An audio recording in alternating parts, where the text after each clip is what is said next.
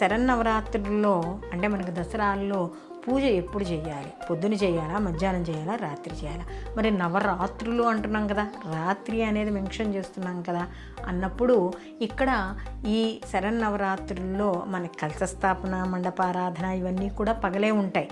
కానీ విశేషమైన పూజ ఒక్కొక్కళ్ళు ఒక్కొక్క రకంగా చేసుకోవడం అనేది జరుగుతుంది. పొద్దున పూట బాలభోగం అని, మాధ్యమిక పూజ అని, విశేష పూజ రాత్రి పెట్టుకోవడం అనేది జరుగుతుంది. కొంతమంది ఏం చేస్తారు, పొద్దున పూట విశేష పూజ పెట్టుకుని సాయంకాలం మామూలుగా పంచోపచార పూజల కిందో దేని కిందో చేసుకుంటారు. అయితే ఇక్కడ ఏం చేయాలంటే పొద్దున విశేష పూజగా చేసుకున్నా కూడా పొద్దున పూట భుజించకుండా రాత్రి పూజ అయిన తర్వాత భుజించడం అనేది ఇదొక పద్ధతి.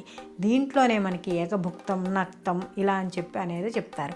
అంటే ఏకభుక్తం అనేటప్పటికీ మనకి పగల ఆహారం స్వీకరించి రాత్రి పళ్ళు స్వీకరించడము, లేదా ఏదైనా ఒక ద్రవ పదార్థాన్ని తాగి ఉండడం. నక్తం అంటే పగల పూజ చేసుకొని మాధ్యమిక పూజ అయి మనకి పగలంతా ఉపవాసం ఉండి రాత్రి పూజ అయిన తర్వాత అమ్మవారికి మహానివేదన చేసుకున్న తర్వాత రాత్రి భోజనం చేయడం, దీన్ని నక్తం అంటారు.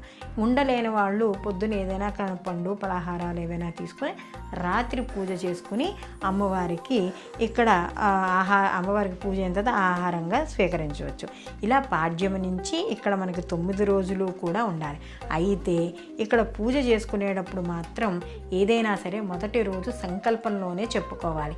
మీరు ఏకభుక్త ఉంటారా, నక్త ఉంటారా, లేకపోతే పూర్తిగా పళ్ళు పలహారాలతోనే ఉంటారా అనేది ఏదైతే మొదటి రోజు సంకల్పం చేసుకున్నామో అదే విధంగా 9 రోజులు మాత్రం చేయాలి.